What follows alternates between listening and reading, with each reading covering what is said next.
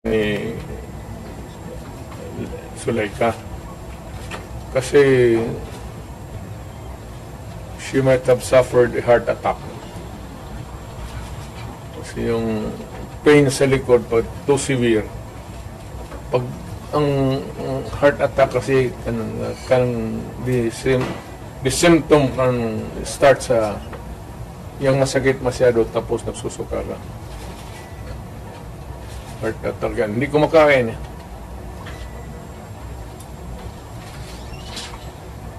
Pero yung sa Congress, wala muna akong wala akong pag-usapan pa namin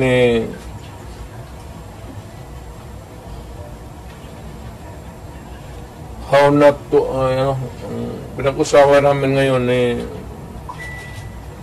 Martin Delgra, pati puro man kami abogado, is how not to destroy a republic.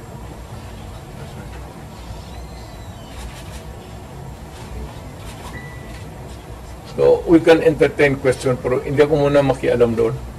President, yung sinasabing threat daw ni Vice President... binata man yun. Ako, utro rin itong PSG pati nila. Siyempre, pagka ganong init ng... Sino ba naman hindi mag-init ng ulo? Alam mo si Inday. Pero si Inday, siguro, may sabi sa kanya,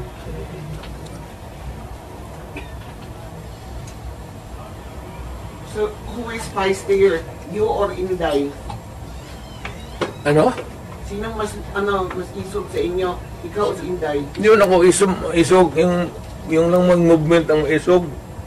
Maisog. Maisog yun. Kung retired na ako, sabi ko, wala na ako. So si Inday? Ako, I have full faith kay Inday. Kaya niya yan. Anak ko yan kilala ko. Kaya yan. Pero, one thing is clear, yung direksyon ng administrasyon, doon talaga sa amin. So, ano ang magiging logical conclusion with everything that is happening now? Is BBM going to suffer the same fate as his father?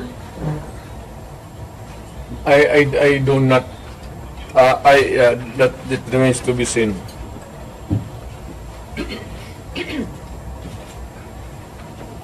Mayor, is it not a good idea for Vice President